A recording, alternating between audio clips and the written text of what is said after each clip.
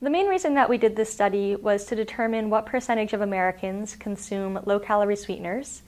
Low-calorie sweeteners are compounds such as sucralose, aspartame, saccharin that are found in many different diet sodas, as well as many different packets such as Splenda, and also foods. And so we wanted to see what percentage of Americans consume low-calorie sweeteners, and then to compare the percentage of people consuming low-calorie sweeteners across population subgroups such as income levels, education, race, ethnic group, age groups, and also to look at what different product categories are commonly consumed among different subgroups as well. The way that we did this study was using data that was collected during the National Health and Nutrition Examination Survey.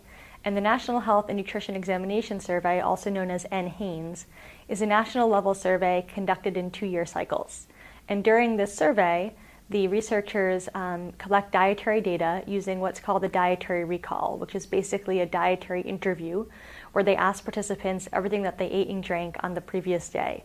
And NHANES has both an in-person dietary recall as well as a telephone dietary recall. So we used data that was collected during both of those dietary recalls, as well as data that was collected on participants' weight and other anthropometric characteristics, and also demographic information, all of which was collected during NHANES. In terms of public health implications, our findings really show that consumption of low-calorie sweeteners is widespread in both children and adults.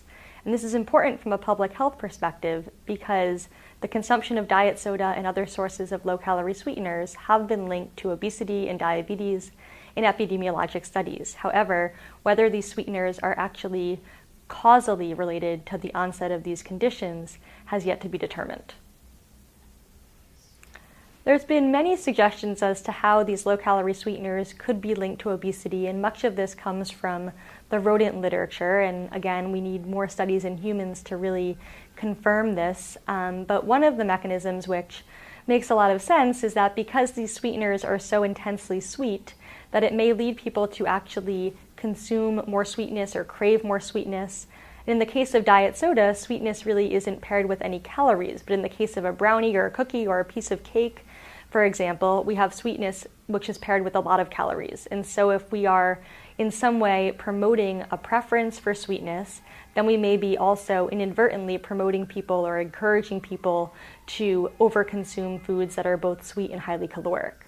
The take-home message based on our data would really just be to say that these sweeteners are widespread in the food supply. We see them in many different applications, including in diet sodas and other lower calorie beverages, also in many food products, as well as in packets. And particularly with regard to children, oftentimes parents don't even notice that they're buying these products for their children.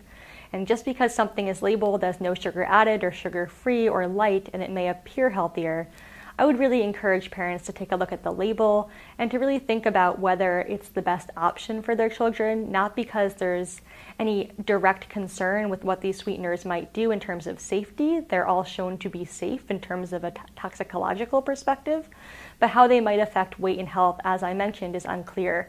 And so in terms of what parents can do to help their children have a healthier diet, is really to eat, provide them with more fruits and vegetables, more whole grains, more low-fat dairy, lean protein, and foods and beverages that would be recommended in the context of general healthy dietary guidance rather than processed and packaged foods that may have claims that make them look healthier but often have lots of other additives and ingredients, including low-calorie sweeteners.